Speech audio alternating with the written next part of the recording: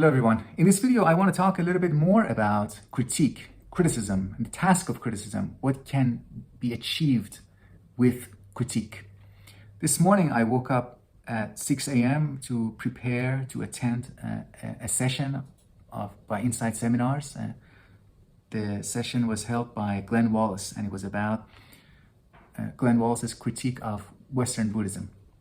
And toward the end of that session, the conversation was focused on what we mean by critique, what can be achieved by criticism. And we ended up on a very common dichotomy, a very common and I think unhelpful way of thinking about criticism. And it's very difficult to correct it in my experience. Glenn shared similar experiences that people say, people think usually in terms of destructive criticism and constructive criticism, that constructive criticism is the best we can achieve. And a similar way of thinking about criticism is to say, first you criticize something, first you negatively discuss in a negative light, analyze something, and then you offer an alternative. So don't spend too much time criticizing. Spend some time criticizing, but also make sure that you can offer an alternative. You can offer a positive program or a positive suggestion. I think these ways of thinking about criticism are ways that we should, if not retire entirely, maybe we shouldn't completely retire these ways of thinking, constructive criticism, destructive criticism, but at least we should be able to occasionally set them aside and open up new ways of thinking about critique. When we think about criticism versus offering positive alternatives, the image that comes to my mind, a wrong image, I think this is a wrong image. This is why we feel like we have to give a positive plan, provide a positive plan to the people that we are criticizing. I think it's because we have the image of a person, human person, or a group of people as very static and not moving, just waiting to have a plan, waiting to have an idea given to them from outside.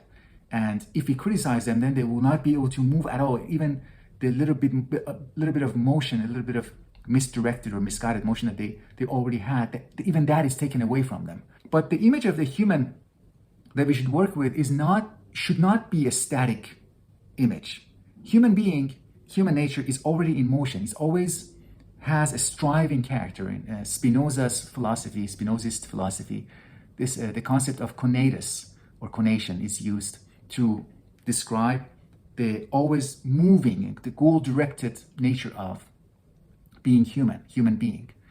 We are always in motion. We're always striving towards something. We're always in activity. We have goal-directed activity. And these goal-directed activities could be corrected, could benefit from criticism. The experience that came to my mind was my experience as a student of acting, and with my great acting teacher, the theater director, Kevin McCormick. When we were students in his classes, or acting workshops and acting classes, we used to practice scenes with the help of scripts. And in those scenes, we, the students, would have to play a scene, play a character. And in that scene, we had to display some kind of emotion of anger, sadness, joy, whatever emotion that at that scene was involved in that scene. And a novice student of acting, usually what we would do, we would really try to have our emotions under our control. We would express an anger or experience an anger that is really designed by us. It was very much under our control. But a real experience of anger, as the teacher would show us, and the real experience of anger has the character of something being unleashed, something would be erupted into the scene. It would get slightly out of hand, out of control, and that out of control character, that